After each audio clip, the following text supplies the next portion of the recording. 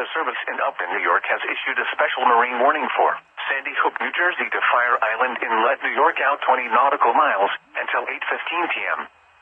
At 7:21 p.m., a strong thunderstorm was located near Sandy Hook, moving east at 30 knots. Hazard, wind gusts 34 knots or greater. Source, radar indicated. Impact, small craft could be damaged and briefly higher winds and suddenly higher waves. The strong thunderstorm will be near Island Park and Barnum Island around 7:45 p.m. Move to safe harbor until hazardous weather passes.